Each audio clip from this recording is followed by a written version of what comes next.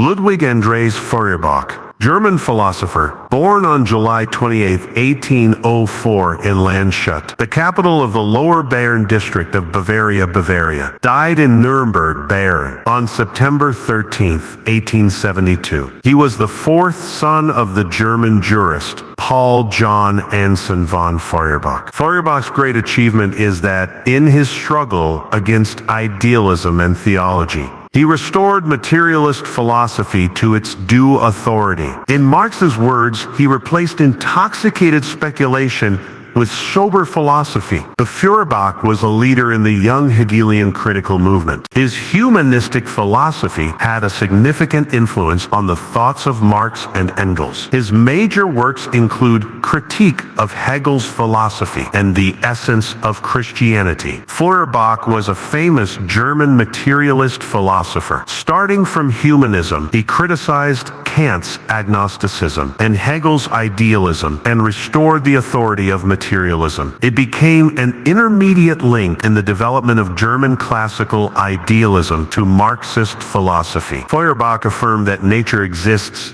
independently of human consciousness. Time and space are the forms of material existence, and it is certain that people can understand the objective world. But while Feuerbach restored materialism, however, it has not been able to truly inherit the excellent legacy of German classical idealist dialectical philosophy. Therefore, his materialism still has the limitations of the old materialism. Let us appreciate together the wisdom this philosopher left us.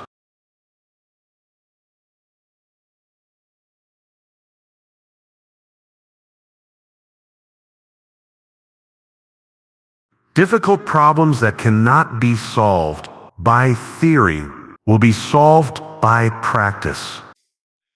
Man ascends to the sky only with his eyes, so the theory begins by looking at the sky. The first philosophers were astronomers. The sky reminds one of one's mission.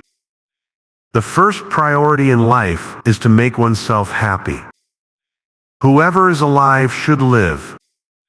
Religion is the dream of the human spirit. Friendship is a means of virtue, and is a virtue in itself, a common virtue. Man is a work of man, a product of cultural history. Science is very jealous and only bestows its highest grace on those who devote themselves wholeheartedly to science.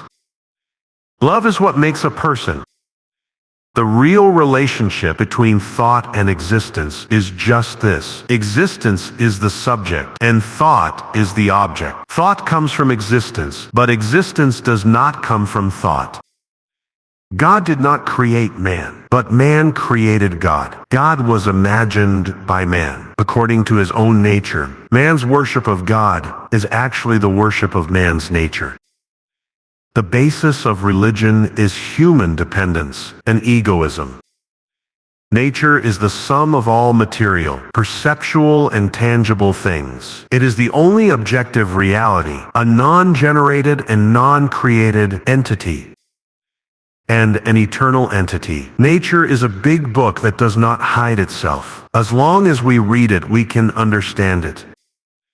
Wisdom enables one to write, but it is passion that makes history. Only love can solve the mystery of immortality for you. Man is man's God. Say no to people. Life is the highest of all treasures. Enthusiasm and inspiration are not controlled by will, are not regulated by clocks, and do not burst out according to predetermined days and hours. My essence is not the result of my will.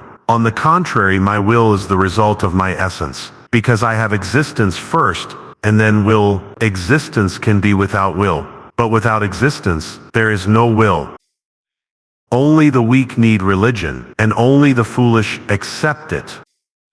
When people pursue happiness, but fail to achieve their goals, they will suffer great pain and disaster while living in the world. Therefore, some people choose to commit suicide. This is precisely the final expression of the desire to pursue happiness, rather than the denial of the pursuit of happiness.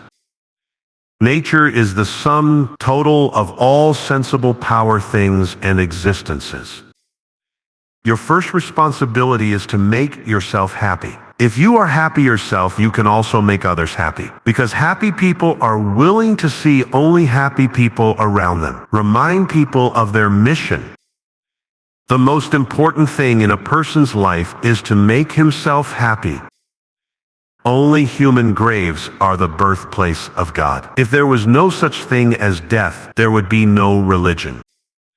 The subject of God is reason, and the subject of reason is human beings.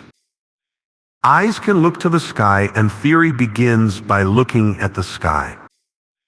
Easterners see unity, but ignore differences. Westerners see differences, but ignore unity.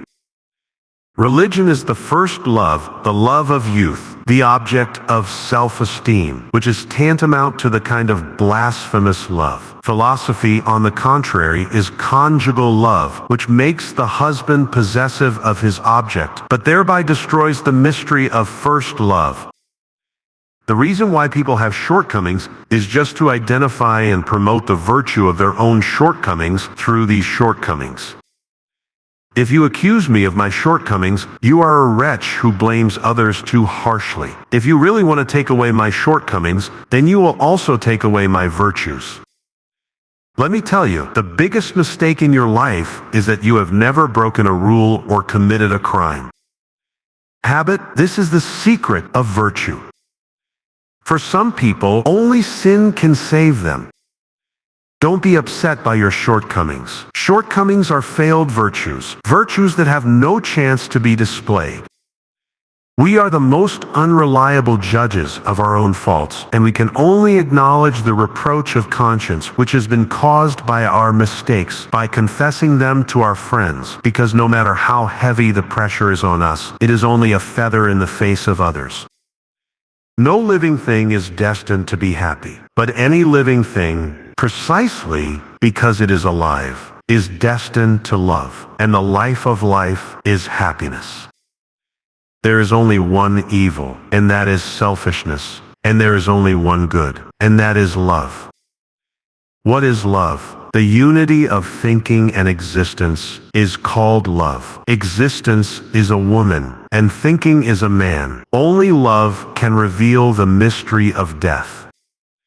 Excessive inferiority is better than excessive arrogance. The biggest mistake parents make with their children is that they often use their own rationality to override and interfere with their children's natural development, often trying to establish their children's lives a priori. Don't complain about the shortness of life. It's God's trick. Lame compliments humiliate us more than groundless rebuke. If you don't let the tree grow leaves, blossom, and bear fruit, it will die. If you don't let love express itself, love will choke and die in its own blood. It will not be a crime if the law does not expressly stipulate it, and it will not be punished if it does not expressly stipulate it in the law. Our relationship with books is like our relationship with people. Although we know many people, we only choose some of them to be our friends and intimate life partners,